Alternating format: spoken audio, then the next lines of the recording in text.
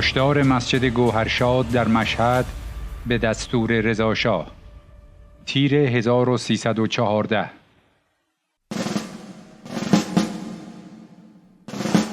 به دنبال سقوط سلطنت در روسیه تزاری و انقلاب اکتبر 1917 برابر با 1296 شمسی در پایان جنگ جهانی اول، استعمار انگلیس که در پی ایجاد دیواری برای حفاظت از مستعمرات آسیایی خود به ویژه هندوستان بود، در ایران رضاخان قزاق را که تا آن زمان در جبهه روسیه تزاری بود با یک کودتای استعماری با کارگردانی ژنرال آیرونساید انگلیسی در سال 1299 به قدرت رساند و سپس در سال 1304 به تخت سلطنت نشاند. 14 سال بعد از کودتای سوم اسفند 1299 رضاشاه در سال 1313 به ترکیه سفر کرد. وی سپس در بازگشت با صدور یک بخشنامه اقدام به رفع اجباری حجاب زنان و گذاشتن اجباری کلاه شاپو بر سر مردان کرد. تاریخ 20 ساله حسین مکی، صفحه 144 به بعد.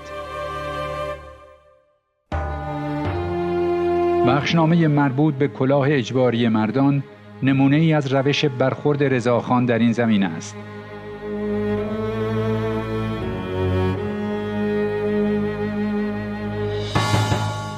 اقدامات مشابه در ایران و افغانستان در چارچوب یک بلوک سیاسی یکی از دستورالعمل‌هایی بود که ظاهراً از منبعی واحد سرچشمه گرفته بود، یعنی استعمار انگلیس که می‌خواست در عین حفظ زیرساخت فئودالی در ایران و افغانستان برخی اصلاحات بورژوایی را برای حفظ این کشورها به جریان بیندازد و آنها را در برابر موج انقلاب‌های رادیکال و جمهوری‌های سوسیالیستی مصون کند. کما اینکه 4 دهه بعد در ایران شاه و دربار سلطنتی در انقلاب سفید با چرخش از استعمار کهنه انگلیسی که مبتنی بر فئودالیته بود به رژیم سرمایه‌داری وابسته روی آورد. وقتی در سال 1339 در آمریکا کندی روی کار آمد، ایران 7 سال بعد از کودتای 28 مرداد بار دیگر در شرایط بحرانی بود. شاه نخست وزیری علی امینی را که باید خط اصلاحات را پیش می برد بالاجبار پس از اعتصاب و قیام معلمین در اردیبهشت 1340 پذیرفت، اما 14 ماه بعد او را برکنار کرد و خودش در اجرای خواسته‌های آمریکا عهدهدار پروژه اصلاحات ارضی تحت عنوان انقلاب سفید گردید.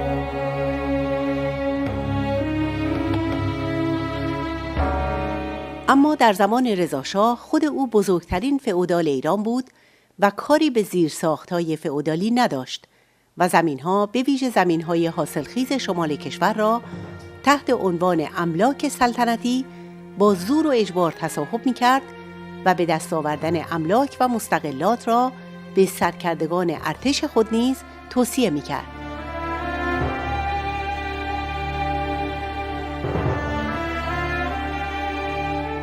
در این حال برای حفظ و اداره کشور به ویژه در شهرها که پایگاه بورژوازی و خرد بورژوازی شهری بود، اصلاحات اداری و قضایی لازم بود، به شرط اینکه به هیچ اصلاح سیاسی از جنس و سنخ آزادی‌های سیاسی که دستاورد انقلاب مشروطیت ایران بود منجر و منتهی نشود. کارگردان اصلاحات اداری و بورژوایی محمد علی فروغی مهره کهنه‌کار انگلیس در مقام نخست وزیر رضاشاه بود که با تیم انگلیسی خود کارها را پیش می‌برد.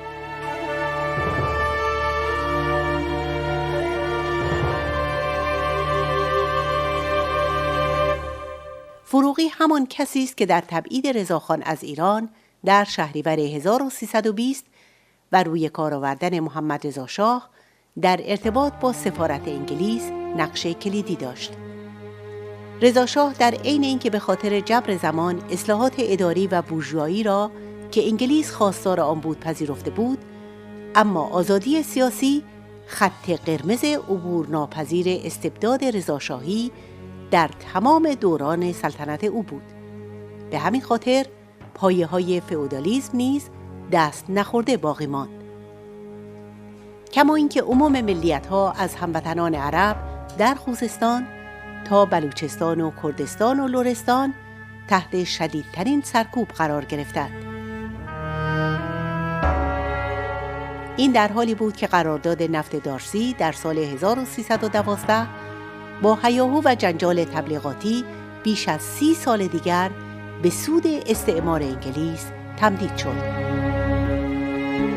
اگر ارتجاع و استعمار بر سر راه انقلاب مشروطیت ایران قرار نمی گرفتند و آن را سرکوب و ریشه‌کن نمی کردند، بدیهی است که انقلاب در جریان تکامل خود بزرگ مالکی و رژیم فئودالی را برمی‌انداخت. اما رضاخان با دیکتاتوری تمام عیار و کشتار وسیع مأموریت خود را پیش برد.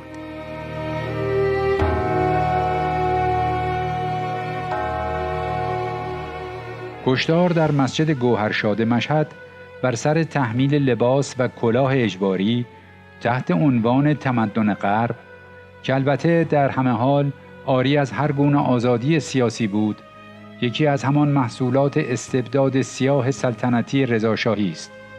تنش‌های منتهی به قتل عام در مسجد گوهرشاد مشهد از نیمه تیر 1314 آغاز شد. روز 19 تیر به بازداشت معترضان و سخنرانان رسید. شامگاه 20 تیر دستور قتل عام و حمله نظامی با شیپور جنگی نیروهای ارتش رضاخانی در مورد معترضانی که در مسجد گوهرشاد مرکز اعتراضها تحصن کرده بودند به اجرا درآمد و کشته و مجروح بسیار بر جا گذاشت. قتل عام در روز 22 تیر ماه به اوج رسید و نیروهای لشکر شاه با مستقر کردن قبضه‌های مسلسل در سردرهای مسجد گوهرشاد و مستقر کردن توپخانه در خیابان تهران روبروی حرم و مسجد گوهرشاد به کشتار ادامه دادند و شمار بیشتری در اثر شلیک نیروهای سرکوبگر جان باختند و اجساد آنها در قبرهای جمعی در مشهد دفن شد. جالب این که اسدی نایب التولیه آستان قدس و حرم امام رضا نیز در آن زمان مخالف این سرکوب بود و از این رو برکنار و بعداً به دستور شاه اعدام شد. دستگاه نظامی رضاخان اسدی را مسئول بلوا و اغتشاش معرفی کرد.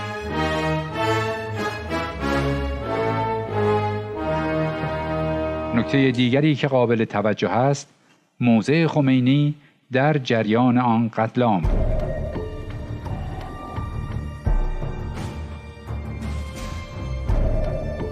خمینی که در سال 1313 مدعی اجتهاد بود، در جریان قتل عام مسجد گوهرشاد مطلقاً سکوت کرد.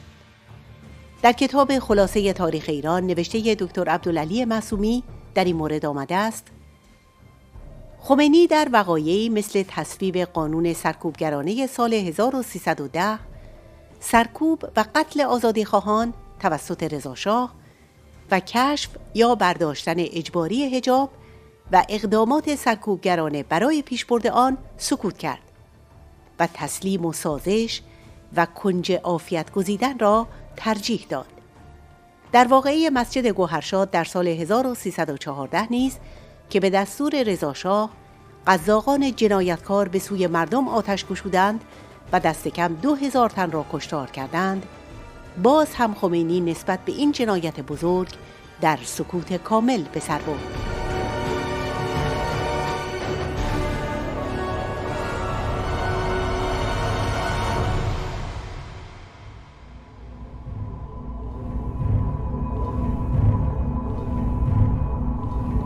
خمینی در کتاب کشف الاسرار خود با ترس و زبونی هرچه تمامتر نوشت: روحانیون هیچ وقت نخواستند اساس حکومت را به هم بزنند و اگر گاهی هم با شخص سلطانی مخالفت کردند، مخالفت با همان شخص بوده از باب آنکه بودن او را مخالف صلاح کشور تشخیص داده‌اند، وگرنه با اصل و اساس سلطنت تاکنون از این طبقه مخالفتی ابراز نشده است.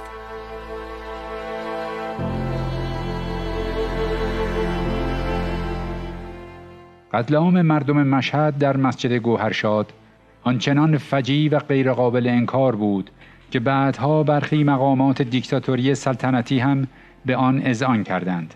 از جمله تیمسار شاهنشاهی حسین فردوس در کتاب ظهور و سقوط پهلوی صفحه 68 به بعد برخی از گزارش‌های یکانهای نظامی دخیل در کشتار را منتشر کرد که ابعاد کشتار را نشان می‌دهد.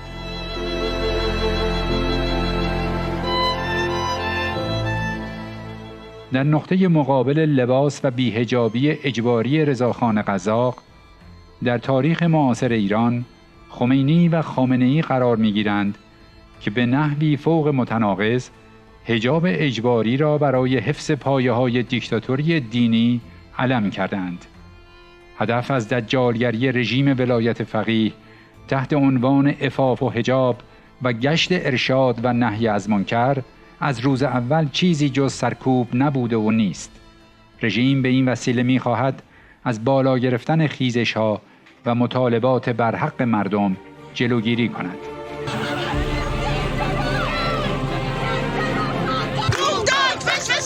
خوب باید گم بشه.